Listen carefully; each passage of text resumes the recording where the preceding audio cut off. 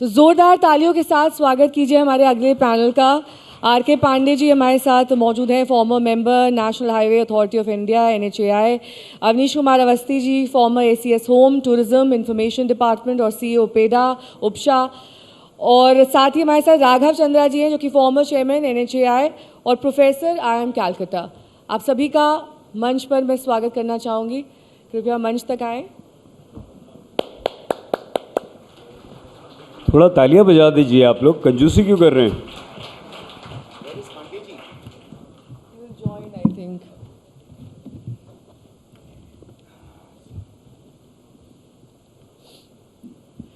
तो जिन हाईवेज का हम इस्तेमाल करते हैं, अक्सर उन रोड से गुजरते हैं और कई बार सोचते हैं कि अगर ये ना होता तो क्या होता। तो यही सवाल आज हम अपने पैनलिस्ट से भी पूछेंगे, क्योंकि विकसित भारत में इस वक्त सबसे अहम योगदान शायद हाईवेज का। और यही बात बार बार नितिन गडकरी जी भी कहते हैं कि किस तरीके से एक सशक्त भारत बनाने में, एक बेहतर और विकसित भारत बनाने में हाईवेज का महत्वपूर्ण योगदान भी है। और साथ ही साथ इन हाईवेज को लेकर जो तमाम तरह की भ्रांतियां थी, अब वो धीरे धीरे दूर भी हो रही हैं। तो विकसित भारत 2047 तक का सपना है। राघव जी, मेरा प्रश्न आपसे ही है। और ऐसे में कई मंचों पर नितिन गडकरी जी ने कहा है कि हमें 100 किलोमीटर का हाईवे रोज बनाने की ज़रूरत है, लेकिन 36 किलोमीटर ही बन पा रहा है। तो एक गैप है उस अचीवमेंट में और अभी जो एक्चुअल में। तो ये गैप की भरपाई कैसे होगी? Neha ji, first of all मैं ये बताना चाहूँगा कि हाईवेज़ जिस स्पीड से इंडिया में बन रहे हैं, शायद ही वर्ल्ड में कहीं इस स्पीड से हाईवेज़ बनते हों। और जिस स्पीड से जो आप 36 किलोमीटर या 33 किलोमीटर या 30 किलोमीटर जो बन रहे हैं जिस स्पीड से, उतना शायद ही इंग्लैंड, अमेरिका में उतना एक महीने में भी कोई हाईवे बनता हो। हम लोगों ने ये तरकीब काफ़ी हद तक मास्टर कर ली है उसको जल्दी बनाने की। वो अलग बात है कि शायद इतनी जल्दी बनने नहीं चाहिए। और ये कहना कि 100 किलोमीटर प्रतिदिन बनना चाहिए, ये बिल्कुल गलत है और उससे क्वालिटी कॉम्प्रोमाइज़ होती है। मेन चीज़ हमारा आज मकसद होना चाहिए कि क्वालिटी बना के रखें। ये बहुत खुशी और गर्व की बात है कि हम लोग पिछले 10 साल में हमने 50,000 किलोमीटर हाईवेज़ बना दिए हैं। उसमें से लगभग 10,000 किलोमीटर आज एक्सेस कंट्रोल्ड एक्सप्रेसवेज बन रहे हैं।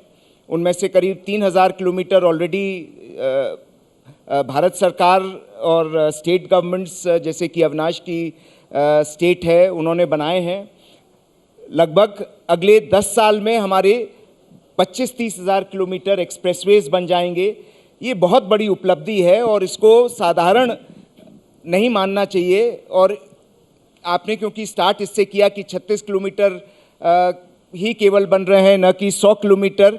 मेरा ये कहना है कि इस पर हमको बहुत गर्व होना चाहिए। बहुत बढ़िया काम हो रहा है, बहुत गुणवत्ता के साथ अच्छा काम हो रहा है, एक्सप्रेसवेज बन रहे हैं। लेकिन वो अलग बात है कि हमको अब क्वालिटी पर भी ध्यान देना है और हमको काम और भी इससे दुगना तिगना ज़्यादा फैलाना पड़ेगा, क्योंकि चाइना जैसे देश जो हैं वो हमसे 6 या 7 गुना आगे हैं इस मामले में। तो मैं प्रारंभ तौर पर इतना ही बोलना चाहूँगा कि एक अच्छा काम हो रहा है। We have achieved major milestones. Some of the expressways that are being constructed, जैसे दिल्ली मुंबई एक्सप्रेसवे है, आप मेरठ एक्सप्रेसवे देख लीजिए, ईस्टर्न पेरिफेरल एक्सप्रेसवे देख लीजिए, दिल्ली टू अमृतसर वैष्णो देवी तक जो एक्सप्रेसवे जाएगा, नागपुर बॉम्बे एक्सप्रेसवे है, और भी लखनऊ कानपुर, तमाम एक्सप्रेसवेज जो तैयार हो रहे हैं और जो उत्तर प्रदेश सरकार जो बना रही है उसका अवस्थी साहब बताएंगे। बहुत ही उत्कृष्ट काम हो रहा है देश में और उससे आज देश के सिटीज़न की जो कॉन्फिडेंस लेवल है उसमें बहुत विशेष तरक्की हुई है। People are extremely excited and today आज आपको कहीं भी किसी भी एरिया में भारतवर्ष में चले जाइए, आपको कहीं नीचे नहीं देखना पड़ता की कनेक्टिविटी नहीं है. It's a tremendous achievement that we have. आपने दिल्ली मुंबई एक्सप्रेसवे का जिक्र किया, उस एक्सप्रेसवे पर ही आते हैं. उसमें शुरुआत में बहुत सारे हर्डल्स आए, काफ़ी सारे एक्सीडेंट्स रिपोर्ट किए गए, उस पर बाद में सुधार किया गया. और जो क्वालिटी कॉम्प्रोमाइज़ जिसकी आप बात कर रहे हैं कि अगर जल्दबाजी की जाती है तो कई बार क्वालिटी कॉम्प्रोमाइज़ होता है, वो आपने किस हद तक देखा है when you were a member? क्योंकि अब तो आप पूर्व मेंबर हैं, जब आप मेंबर थे तब क्या स्थिति थी, और उसमें और अब में आप क्या अंतर पाते हैं? देखिए, टेक्नोलॉजी जैसे जैसे विकसित होती जाती है, सिस्टम्स वैसे वैसे इम्प्रूव होते जाते हैं, प्रोसीजर्स इम्प्रूव कर जाते हैं, और सबसे अधिक क्वालिटी कॉन्शियसनेस की जो बात है वो तभी होती है कि कोई इसमें रॉकेट साइंस नहीं है. It is a question of man management, of governance, monitoring and ensuring that अगर गलती होती है उसका सुधार होना चाहिए. तो सबसे पहले जो कॉन्ट्रैक्टर्स की पहचान है, मुझे याद है कि जो पीरियड था 2010 से लेकर 2016 तक का, उसमें बीओटी बेसिस पर, पब्लिक प्राइवेट पार्टनरशिप बेसिस पर, क्योंकि प्लानिंग कमीशन का बहुत उस समय बोलबाला था और वो बार बार कहते थे कि बीओटी पर ही रोड्स की जाएं, तो उसमें कंसेशनर्स ने अपने प्रोजेक्ट्स को बहुत हद तक गोल्ड प्लेट किया, बहुत अधिक कॉस्ट बढ़ाई, बैंक से उन्होंने बहुत बड़े बड़े लोन ले लिए और उन्होंने उस पैसे को डाइवर्ट कर दिया. कई कॉन्ट्रैक्टर्स ने दूसरी जगह पैसा लगा दिया और फिर जो इंटरेस्ट ड्यूरिंग कंस्ट्रक्शन, जिसे आईडीसी बोलते हैं, इतनी अधिक हो गई कि वो बैंक का पैसा नहीं लौटा पाए, एनपीए हो गए और उनको बैंक्स ने फंड करने के लिए मना कर दिया. उसकी वजह से कई प्रोजेक्ट्स बिगड़ गए उस दरमियान, जैसे कि दिल्ली, आपको देहरादून हरिद्वार रोड है जिसको बन जाना चाहिए था. ऐसे तमाम सड़कें थीं जो इनकम्प्लीट रह गईं. लेकिन उसके बाद 2016 के बाद सरकार ने निर्णय लिया कि इसको ईपीसी मोड पर किया जाए, अर्थात कि सरकार ने कहा कि हम फंड करेंगे. तो कॉन्ट्रैक्टर का काम केवल ये रह गया, उसको फंड मैनेजमेंट और बैंक को मैनेज करना, उन चीज़ों को उसका ध्यान हट गया और उसको केवल प्रोजेक्ट पर कॉन्सेंट्रेट करने के लिए दिया गया. फंडिंग सरकार कर रही है ईपीसी या हाइब्रिड एन्युटी मोड के तहत. उसकी वजह से जो क्वालिटी पर कॉन्ट्रैक्टर्स ज़्यादा ध्यान दे पाए, आज मॉनिटरिंग भी बेहतर हो रही है. और मुझे बताते हुए खुशी है कि बाय एंड लार्ज जो इंडिया में जो आज हाईवेज़ और एक्सप्रेसवेज बन रहे हैं, उनकी क्वालिटी बहुत अधिक इम्प्रूव कर गई है, बहुत अच्छी है. इसमें सुधार की हमेशा गुंजाइश रहती है और होता रहेगा सुधार, और उस पर ध्यान देना चाहिए. लेकिन बात मकसद की ये है कि इम्प्रूवमेंट बहुत अधिक हो गया है. ठीक है, आप ये आपकी बातों से ही लगा कि जिस समय आप मेंबर थे NHAI के, उसमें चेयरमैन थे, और तब में और अब में काफ़ी अंतर आ गया है. सर अवनीश जी, आपसे बात यमुना एक्सप्रेसवे की करेंगे क्योंकि आप उसके कर्ता धर्ता रहे हैं, हमेशा चर्चा का विषय वो एक्सप्रेसवे रहा है और तमाम कंट्रोवर्सी से घिरा रहा. अब उसमें सबसे महत्वपूर्ण कंट्रोवर्सी हमेशा जो आई वो थी श्रेय लेने की. किसने शिलान्यास किया? अखिलेश सरकार के समय पर हुआ, योगी सरकार. किसने उद्घाटन किया? अखिलेश सरकार के समय हुआ, योगी सरकार के समय. इन सब द्वंद्व के बीच आपने वो पूरा दौर देखा है और उसका लाभ पूर्णतः जनता को हो रहा है. लेकिन कहीं ना कहीं वो राजनीतिक हमलों का हमेशा एक पॉइंट रहा डिस्कशन का कि आखिरकार ये जो सड़क बनी एक्सप्रेसवे की, उसमें प्लेन तक लैंड हो सकता है, इतनी बढ़िया बनी है, लेकिन बनाई किसने, ये सवाल हमेशा सबके मन में था. देखिए, मैं तो बिग पिक्चर से शुरू करता हूँ. हम लोग ने, प्रधानमंत्री जी ने तय किया है कि विकसित भारत बनना है, $30 ट्रिलियन, और हमारे प्रदेश के माननीय मुख्यमंत्री जी का ये सपना है कि हम अगर $30 ट्रिलियन देश को देखेंगे तो $6 ट्रिलियन जो है यूपी को, यानी 20% यूपी को देखेंगे. अगर किसी भी प्रदेश का विकास या देश का विकास होना है तो ट्रांसपोर्टेशन और फास्ट ट्रांसपोर्टेशन उसका बेसिक है, और उसमें high speed rail, bullet train हमारे यहाँ बन रही है, एक्सप्रेसवेज और हाईवेज, एयरपोर्ट्स और मेट्रोज, अर्बन टाउनशिप. हम अपने प्रदेश में लगभग 52% of the entire expressways of the country Uttar Pradesh में है. और उसमें मैं 3 चीज़ ज़रूर कहना चाहूँगा, और एक्सप्रेसवेज के बारे में एक ब्रॉड पिक्चर पहले दूंगा और जो पॉइंट आपने रेज किया उसको भी मैं कहूँगा. पहला कि अगर किसी ने कोविड देखा है तो कोविड में जिस तरह की कठिनाई थी, अगर हमारे एक्सप्रेसवेज नहीं होते तो निश्चय ही जो है बहुत समस्याएं उस समय होती जब पूरा फ्लाइट और ट्रैफिक और इवन ट्रेन्स भी काफ़ी कुछ बंद हो गई थी। दूसरा, हम अपने एक्सप्रेसवेज को इंडस्ट्रियल डेवलपमेंट अथॉरिटी के विदिन रखें, यानी 29 industrial areas are coming along the expressways. Ultimately, what does industrial area bring? Manufacturing. And what is the demand for any state in the world now is jobs. And that is where the expressways become important, but because they ultimately add up to giving jobs, because the multiplier effect of making expressways is very high. And the third thing which I can tell you is, कुंभ आप लोग कितने लोग गए होंगे? कुंभ, प्रयागराज के कुंभ काफ़ी लोग गए होंगे। अगर कुंभ गए होंगे तो आपको मालूम है हम अपना कुंभ नहीं कर पाते अगर हमारी एक्सप्रेसवेज नहीं होती। तो ये जो मैसिव ट्रैफिक कुंभ का था, ये हमारे एक्सप्रेसवेज ने इसको इंश्योर किया। आपने यमुना एक्सप्रेसवे की बात की। यमुना एक्सप्रेसवे तो बहुत पहले बनकर तैयार हो गया था। आगरा एक्सप्रेसवे का कार्य जो है 2012 से शुरू हुआ, फिर 2015 में उसका काम निर्माण शुरू हुआ। 2017 तक लगभग 80-90% पूरा हो गया था और 2017 के अंत तक जाकर उसको हम लोग ने कंप्लीट कराया।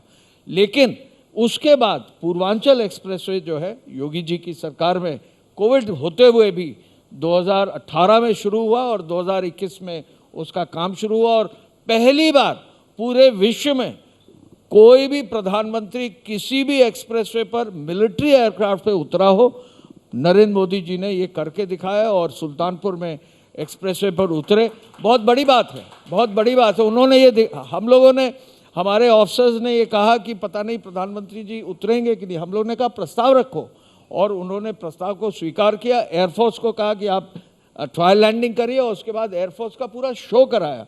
सो टेक्नोलॉजी का इस्तेमाल, हाई स्पीड रोड मूवमेंट का इस्तेमाल, अच्छी टेक्नोलॉजी का इस्तेमाल, जैसा सर ने कहा टेक्नोलॉजी इमर्जिंग होती है तो इसमें निश्चय ही बहुत सारा काम बाकी है। ये ज़रूर है कि अगर आप जल्दीबाजी में कोई चीज़ बनाएंगे तो कहीं ना कहीं कमी रहती है। फर्स्ट टाइम पहले साल जब भी आप अनीश जी, आपने कभी ये प्रेशर फेस किया पहले साल जल्दबाजी जब वाला? भी एक्सप्रेसवे आप बनाते हैं तो कुछ ना कुछ प्रॉब्लम आएगी, लेकिन ये एक्सप्रेसवे 5 साल के लिए दी नहीं, जाती आपने है। ये प्रेशर फेस किया ये जल्दबाजी वाला कि जल्दी से कंप्लीशन देखिए, करना है, हर फीता काटना है, ये डेडलाइन है। हर प्रदेश में हर प्रोजेक्ट के लिए जल्दीबाजी का प्रेशर रहता ही है। आप अपना एयरपोर्ट जल्दी से कंप्लीट करो, आप अपनी एक्सप्रेसवे जल्दी से कंप्लीट करो, आप जो है अपनी मेट्रो जल्दी से कंप्लीट करो। अगर ऐसा नहीं होगा तो फिर निश्चय ही उसका फ़र्क पड़ेगा। सर ने एक बहुत छोटा सा पॉइंट रेज किया, इंटरेस्ट ड्यूरिंग कंप्लीशन। आईडीसी का जो है अगर ये लेट होता है तो कॉस्ट ऑफ प्रोजेक्ट बढ़ता है और निश्चय ही उसका प्रभाव प्रोजेक्ट पर भी पड़ता है और अल्टीमेटली डेवलपमेंट पे पड़ता है। मैं केवल ये कहना चाहूँगा और ये मैं थोड़ा सा एक एग्जाम्पल देना चाहूँगा अपने प्रदेश का। हमारे माननीय मुख्यमंत्री जी ने 2019 के कुंभ के जस्ट पहले कहा कि हम एक कैबिनेट करेंगे कुंभ में और हम लोगों को ये आदेश दिया कि एक 2 पेज का नोट बनाइए गंगा एक्सप्रेसवे के बारे में। गंगा एक्सप्रेसवे 10 साल पहले प्रयास किया गया था कि गंगा जी के किनारे किनारे सड़क बनेगी, बन नहीं पाई क्योंकि बहुत सारे उसमें कमियां थी, एनवायरनमेंट क्लियरेंसेस नहीं था। लेकिन जिस दिन कैबिनेट हुआ कुंभ में, वहाँ हम लोगों ने 50,000 करोड़ का एक मोटा मोटा अंदाज रख के 600 किलोमीटर की सड़क का प्रस्ताव रखा। मैं जब वापस आ रहा था तो मैंने सर से कहा कि आपने इसकी घोषणा कर दी है, अब इसको आगे कैसे ले जाना है? तो उन्होंने कहा ये काम तो आप लोगों का है। और तब जैसे ही उनको कहा गया कि सर इसके लिए लैंड के लिए अगर पैसा दे देंगे तो बहुत बड़ा काम हो जाएगा, अगले दिन उन्होंने बजट में पैसा दिया, अगले दिन हम लोग को एक प्रोजेक्ट को सिक्योरिटाइज करने के लिए दिया। अगले 10 दिन में वित्त मंत्री जी 5,000 करोड़ का पीएनबी से लोन हमें उपलब्ध कराया, 7,000 करोड़ लैंड एक्विजिशन का गंगा एक्सप्रेसवे का विद इन 15 डेज दिया गया। विद इन 4 मंथ्स ये काम पूरा अच्छा, वो आपने लैंड एक्विजिशन का जिक्र किया क्योंकि अक्सर उसी में सबसे ज्यादा दिक्कत आती है। जब देखिए, अगर सरकार की नीयत साफ है, तो उनके सरकार के ट्रांजिशन में आपको ये दिक्कत महसूस हुई? कहीं पूरे हमारे यूपी के लैंड एक्विजिशन में एक मुकदमा नहीं है, एक कहीं स्टे नहीं है, क्योंकि हर किसान से डायरेक्ट बात करके उसके खाते में पैसा दिया गया है। कोई दलाल बीच में है ही नहीं। 4 गुना उसको सीधे दिया गया, शहरी क्षेत्र में 2 गुना सीधे दिया गया। और मैं आपको कह सकता हूँ मेरठ से प्रयागराज तक एक भी किसान ऐसा नहीं होगा जो कहेगा कि साहब मेरा भुगतान नहीं हुआ। केवल हमको दिक्कत तब आती है जब परिवार में झगड़ा होता है कि किसको मुआवजा दिया जाए, वो हम कोर्ट के सहारे छोड़ देते हैं। बाकी सब पैसे की कोई कमी नहीं होती, तुरंत दे भी दिया जाता है। तो ये मैं अभी आपसे कह रहा हूँ, सबसे बड़ी एक्सप्रेसवे इस समय जो निर्मित हो रही है, गंगा एक्सप्रेसवे 594 किलोमीटर की है, 94% कंप्लीट हो गई है। और मैं ये कहना चाहूँगा, सर ने अभी जिक्र किया, दिल्ली से मेरठ अब 60 मिनट में आप पूरा कर सकते हैं। मेरठ से अगर आप ज़्यादा समय प्रयागराज गुड़गांव तक में जाना लगता है सर चाहें जाने में आजकल। तो 5 घंटे 6 घंटे में प्रयागराज पहुंच जाएंगे। और लखनऊ कानपुर के बीच में NHAI नई एक सड़क बना रहा है, वो भी एक्सप्रेसवे है, वो भी 70 किलोमीटर की अगले 2 महीने में तैयार हो जाएगी। तो जाल जो एक्सप्रेसवेज का है, इसके किनारे जब नए इंडस्ट्रियल एरियाज आएंगे, इसके किनारे जब नए टाउनशिप्स आएंगे, तो अल्टीमेट चैलेंज एक सरकार का क्या है? एम्प्लॉयमेंट देना, लोगों को रोजगार देना। अल्टीमेटली हर व्यक्ति की जो प्रति व्यक्ति आय है इसको बढ़ाना। तो ये जो चैलेंज तभी हो सकता है जब तक एक्सप्रेसवेज का मल्टीप्लायर इफेक्ट ना हो। अभी भी आपने वो दूसरा पार्ट आंसर नहीं किया, वो शिलान्यास और उद्घाटन वाली बात। देखिए, मैं आपसे ये कह सकता हूँ कि आगरा लखनऊ एक्सप्रेसवे मेजरली, आज आप बता ही दीजिए अवनीश जी, मैं बता किसने तो रहा हूं। बनवाया, किसने शिलान्यास किया, उद्घाटन किसने किया, क्योंकि हर मंच पर ये डिबेट होता है। आगरा एक्सप्रेसवे का शिलान्यास भी 2015 के आसपास संभवतः हुआ था। 2017 में इसका उद्घाटन भी हो गया। सड़क शुरू हो गई थी, लेकिन उसकी जो फिनिशिंग टचेस हैं वो हम लोगों को देने पड़े। पूर्वांचल का शिलान्यास आदरणीय प्रधानमंत्री जी ने किया और पूर्वांचल का उद्घाटन भी उन्होंने किया। बुंदेलखंड एक्सप्रेसवे का शिलान्यास भी प्रधानमंत्री जी ने किया चित्रकूट में, उसका उद्घाटन भी जालौन में उन्होंने किया। गंगा एक्सप्रेसवे का शिलान्यास उन्होंने शाहजहांपुर में किया और बहुत जल्दी ही जब ये पूरी हो जाएगी तो इसका इसका जो उद्घाटन है होगा। कार्य उन्हीं के हाथों से जो है निश्चय ही आगे बढ़ेगा। राघव जी, मेरा बड़ा ही सिंपल सा सवाल है, क्योंकि 3 एक्सप्रेसवेज पर मैं खुद गई हूँ। आगरा एक्सप्रेसवे, यमुना एक्सप्रेसवे, पूर्वांचल के उद्घाटन पे मैं गई, और हाल फिलहाल दिल्ली मुंबई एक्सप्रेसवे। जो मुख्य तौर पर मैंने महसूस किया, यमुना एक्सप्रेसवे, आगरा एक्सप्रेसवे थोड़ा रेज्ड लेवल पर है, उसमें कैटल की प्रॉब्लम नहीं है। सिमिलरली पूर्वांचल में भी सेम प्रॉब्लम नहीं है, क्योंकि वो रेज्ड हैं, एलिवेटेड एक्सप्रेसवेज हैं। लेकिन दिल्ली मुंबई ज़बरदस्त तरीके से एवरी 2 किलोमीटर्स गाय, कुत्ता, सब आप उस एक्सप्रेसवे पर देख पाएंगे, और वो सबसे ज़्यादा एक्सीडेंट्स का कारण बनते हैं। आखिरकार उसकी प्लानिंग में ये कमी, ये तो बहुत बेसिक चीज़ है ना सर। कोई भी एक्सप्रेसवे का काम यही होता है कि आप एक्सीडेंट्स रिड्यूस करें, आप स्पीड्स इंश्योर करें, और यही एक्सप्रेसवे का मुख्य तौर पर पर्पस होता है। लेकिन अगर आपके वहाँ एक्सीडेंट्स कैटल की वजह से हो रहे हैं तो सवाल तो खड़े होंगे। Perfectly fully agree with you Neha, बिल्कुल ऐसा नहीं होना चाहिए। क्यों हो रहा है ये मेरे जहन के समझ में नहीं आता। आप जाइएगा ये दिल्ली मुंबई वाले, जरूर जाके, अब आपने बोला, मैं I'll go with the camera Awanish जी इसको and answer check it out. But accidents is and safety is a big issue on our highways and तो इसीलिए एक्सेस कंट्रोल उसको किया जाता है। दिल्ली मुंबई में एक्सेस कंट्रोल इस तरीके का नहीं है, गाय भैंस आ रही है, ऐसा मैंने पहली बार सुन रहा हूँ। आज तक इसका लेवल रेज नहीं है सर, कहीं एक जितना आध जगह हो सकता है, मुझे नहीं पता, but by and large expressway का मतलब ही ये है कि वो एक्सेस कंट्रोल्ड है और उसको चारों तरफ से उसमें कोई एंट्री नहीं कर सकता जब तक प्री डिफाइंड स्पॉट ना हो एंट्री और एग्जिट का। अवनीश जी, तो मैं एक्सीडेंट्स की बात आपने की, आगरा लखनऊ एक्सप्रेसवे के बारे में बताना चाहूँगा। आगरा लखनऊ एक्सप्रेसवे जब शुरू हुआ तो उसमें ऑटोमेटिक ट्रैफिक मैनेजमेंट सिस्टम नहीं इम्प्लीमेंट हो पाया था, समय लगा उसको इम्प्लीमेंट किया गया, लेकिन शुरू में एक्सीडेंट्स बहुत हुए। और देखिए, ये एक्सप्रेसवे की कमी नहीं है, ये ड्राइवर्स की कमी है। आपको मैं बता दूं, हम लोग फ्री चाय बांटा करते थे आगरा में और लखनऊ में। भाई, जो भी ड्राइवर जा रहा है चाय पिलाओ फ्री में, बिकॉज नींद ना आ जाए। कैटल वाली बात करी, क्योंकि वो कैटल इज देखिए, कैटल के लिए तो हम लोगों ने एक व्यवस्था बनाई थी कि कैटल कैचर वैन्स लगाई थी, 6 गाड़ियां लगाई थी। कहीं भी एक कैटल अगर है सड़क पर कहीं दिखाई भी दे जाए तो उसको पर कैपिटल हमने अपने कॉन्ट्रैक्टर को दिया गया था, उसका बहुत फर्क पड़ा। और धीरे धीरे करके, चूंकि हमारी तो एलिवेटेड एक्सप्रेसवेज हैं तो उसमें कैटल आने की प्रॉब्लम उतनी नहीं रही, लेकिन प्रॉब्लम नींद और झपकी आने की ज्यादा रहती है। विंटर्स में फॉग की प्रॉब्लम थी, जिसकी वजह फॉग से में तो प्रॉब्लम रहेगी। और जहाँ तक गाय भैंसों की बात है, मतलब जब बिल गेट्स 1998 में इंडिया पहली बार आए थे तो उन्होंने कहा था, I have seen more cattle on the roads of India than I have seen in the countryside of the USA. So, you know, So that is part of our खैर jokes life, and apart we should. Raghav ji क्योंकि जब आप एक expressway को इस्तेमाल करते हैं तो आप सोचते हैं कि हर किलोमीटर पर कुछ ऐसे रेस्ट एरियाज़ हों, ईटिंग एरियाज़ हों। अभी भी हिंदुस्तान में क्लीन टॉयलेट्स की बहुत बड़ी कमी है और उसको मैंने खुद पर्सनली महसूस किया है कई बार एक्सप्रेसवे ट्रैवल, क्योंकि हम लोग उस एरिया में कवरेज के लिए जाते हैं तो कई बार लॉन्ग ट्रैवल होता है आपका।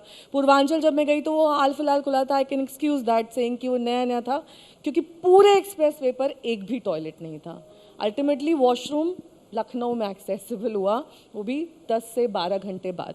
ये एक मेजर समस्या है हर एक्सप्रेसवे I की। agree with you. This is indeed a problem, but इसको काफ़ी हद तक अब रिजॉल्व कर दिया गया है। चार्जिंग पॉइंट्स एक दूसरा पॉइंट है जो बहुत ज़्यादा इस वक्त एक डिमांडिंग सेक्टर है, क्योंकि बहुत सारे लोग इलेक्ट्रिक व्हीकल्स अब चलते हैं और उनके लिए चार्जिंग एक बहुत बड़ा चैलेंज होता है। वो पहले दिमाग में रखते हैं मुझे 100% चार्ज करके चलना है, क्योंकि रास्ते में चार्ज मिलेगा या नहीं, दे आर नॉट श्योर। ये प्रॉब्लम एनकाउंटर और मैं बता दूं आपको, अवनीश जी, आप जहाँ तक एक्सप्रेसवे के किनारे फैसिलिटीज़ का सवाल है, we have been very harsh on the contractors because it is their job to keep the highway facilities up to the mark as well as the toilets. In fact अभी पूर्वांचल में जाएंगे, 4 साल हो गए, the entire toilets have been totally refurbished, but there is always a pressure of public and we need to continuously monitor cleaning of toilets, because this is something which all over the country we need to take care of. That is one. Second, Just one sec. Petrol pumps पर आज आप कहीं भी देश में चले जाइए, because we had ensured these instructions to ji. be issued by the petroleum ministry. Every petrol pump today necessarily has a toilet, a separate toilet for men, separate toilet for women. That, Neha, you must have definitely observed. The quality of cleanliness is a separate issue, and for that, you have to build in the right suitable incentive structure. हम लोग की आदत उससे छूटनी चाहिए कि वो मुफ्ती में हमको वो इम्यूनिटी मिल जाए.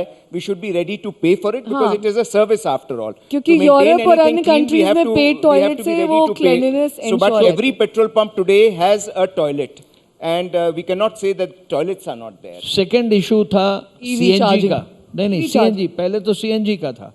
सो all across our expressway CNG outlets are there and it's being massively used. Now the challenge is EV. We have come out with our EV policy. Slowly and gradually EV charging का अब जो है setup धीरे धीरे आएगा। EV charging में UP by the way has the largest sale of EV cars in the state, so we need these EV cars charging stations. We have come out with a policy, but I think it will take another 1 year to roll it out. Urban areas में कुछ जगहों पर EV charging आ रही है, हमारी अपनी सरकारी buses की ईवी चार्जिंग होनी है, बट धीरे धीरे ये डेवलप होगा। ईवी चार्जिंग में अभी हमारे पास उस तरह के सर्विस प्रोवाइडर्स बहुत बड़े से नहीं हुए हैं। 2 लोग हमारे यहाँ भी आए हैं, वो धीरे धीरे अब इसको टेकअप करेंगे। हम लोग फ्री लैंड दे रहे हैं ईवी चार्जिंग के लिए, so that it is promoted and taken forward. Incentivise. Raghav ji, मेरा सवाल आपसे ये कि हाल फिलहाल नेशनल हाईवेज पर जो टोल लगते हैं उसमें अगर आप 1 साल का भर देते हैं पैसा तो आपको एक डिस्काउंट मिलता है। अब ये मैं जानना चाहती हूँ as a layman, as a normal consumer, कि उससे जो रेवेन्यू लॉस हो रहा है वो उसकी भरपाई कैसे होती है? क्योंकि अगर मैंने डेली मान लीजिए 600 रुपये दिए, अगर मैं यहाँ से किसी एक पर्टिकुलर स्थान पर कवर करती हूँ, और अगर वही चीज़ मैं साल भर का पैसा भर देती हूँ तो मुझे 1/3 द कॉस्ट या उससे भी कम पड़ता है। तो उसमें जो हाईवेज़ को टोल मिल रहा है वो तो कहीं ना कहीं कॉम्पनसेट हुआ नहीं, तो वो रेवेन्यू लॉस कैसे सरकार इंश्योर कर रही है? इसके अभी तक नेहा स्टेटिस्टिक्स बाहर नहीं आए हैं। इट्स ए डिस्काउंट स्कीम, जैसे आप buy two get the third one free sort of arrangement, या आप कोई चीज़ बल्क में खरीदते हैं तो उस पर आपको डिस्काउंट मिलता है। And this is not for commercial vehicles, this is only for private vehicles. The intention of the minister, as far as I have not spoken to him on this subject, but what I understand is that the intention is to make it easier for the citizen, for the average person Neha to जी, फिर भी take सरकार Neha control ji, of the road. देखिए नेहा ना, जी, I will give you a statistic. Almost 80% of the tariff on highways comes from commercial vehicles. So private vehicles only constitute 20% of that. So अगर private vehicles को ये benefit दिया गया है, so it will only encourage more and more private people to go on these. I can tell you, हमारी जो Agra Lucknow express way है उसी के बगल में NH चलती है। कई लोग जो है, कई साधारण व्यक्ति जो है NH से इसलिए चलते हैं कि उनको लगता है हमारा टोल ज़्यादा है।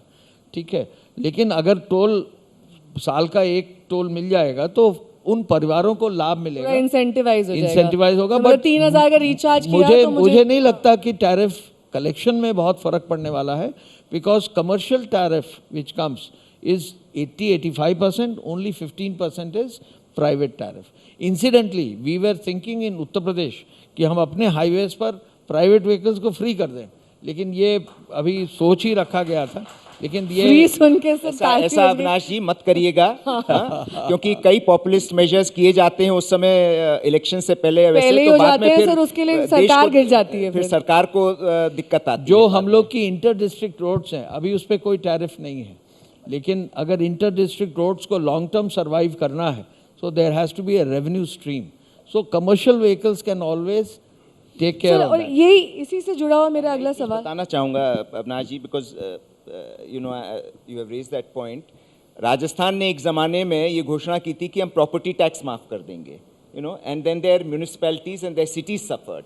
सो मेरे विचार में कोई भी इस प्रकार का, this is not a tax, this is a user charge. अगर आप सुविधा को उपयोग कर रहे हैं उसका आपको पेमेंट करना चाहिए, तभी उसका आप सही तरीके से मेंटेन कर पाएंगे, उसी को आप उसको सस्टेन कर पाएंगे। सो किसी को भी आज यूज़र फीस को सर माफ चलते करने चलते का एक सवाल मेरा और मेरे मन में हमेशा ये प्रश्न रहता है कि एक्सप्रेसवे की कॉस्ट रिकवर हो गई है, उसके बावजूद क्या मैं टोल दे रही हूँ या फिर नहीं? इसके लिए कोई ट्रांसपेरेंसी प्रोसेस है, प्रोसीजर, कि ऑनलाइन मुझे पता चले कि मैं टोल भी दे रही हूँ, मुझे सुविधा भी नहीं मिल रही है और इस टोल की कॉस्ट भी रिकवर हो गई है इस पूरे एक्सप्रेसवे की? देखिए, ये आपको गलतफहमी है।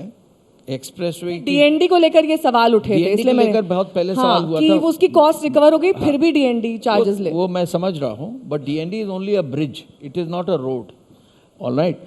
एंड जहाँ तक रोड का सवाल है, रोड की मेंटेनेंस जो 3 इयर्स या 5 इयर्स में कॉस्ट आती है और 5 साल बाद एक्सप्रेसवे को पूरा रीले करना पड़ता है, तो toll is just about enough to pay for the maintenance of that road in the long run. तो वो आजीवन चलता रहेगा sir? As far as right now तो अभी तो तो मुझे राघव नहीं जी, इसका लगता। कोई ऑनलाइन प्रोसेस नहीं हो सकता कि मैं ये जान सकूं कि मैं ये टोल जो दे रही हूँ? I'm not aware of any such process, but you have a point. That's a valid point, and it must be examined, but it requires a close scientific examination. I'm just talking of transparency in the Transparency. functioning. As a citizen, I'm a citizen now, so I agree with you, and I'm in the same boat You're as more you. like a professor, that- I think now. So we must examine it, and we must look at how things can be rationalized and made equitable and reasonable for the citizen. I agree with you. Most of mass transportation, the basic initial cost, capital cost always comes from the government. Mass transportation का running cost has to come from the user, and this is something which we have to understand. आप दोनों का बहुत बहुत शुक्रिया, काफ़ी दिलचस्प session था और मुझे लगता है कि ऑडियंस को भी इससे काफ़ी कुछ समझने को मिला होगा कि आप में से कितने लोग एक्सप्रेसवे पे चले हैं उत्तर प्रदेश के? I am so very happy, thank you. क्या कंप्लेन है बता दीजिए, आज अच्छा प्लेटफॉर्म है। Almost इसमें सर ये को- जरूर मैं कहना चाहूँगा कि जिस दिन मेरठ प्रयागराज चालू हो जाएगी तो गंगा जी नहाने प्रयागराज सीधे दिल्ली से जरूर जाइएगा। लोग काफ़ी उत्तराखंड की ओर भी जा रहे हैं एक्सप्रेसवेज की वजह एक्सप्रेसवे से जा रहे हैं, और आगे उत्तर प्रदेश के थ्रू भी जरूर जाएं। बहुत बहुत Thank you. शुक्रिया राघव जी और अवनीश जी, आपका इस मंच पर आने के लिए और इसकी शोभा बढ़ाने के लिए बहुत बहुत धन्यवाद।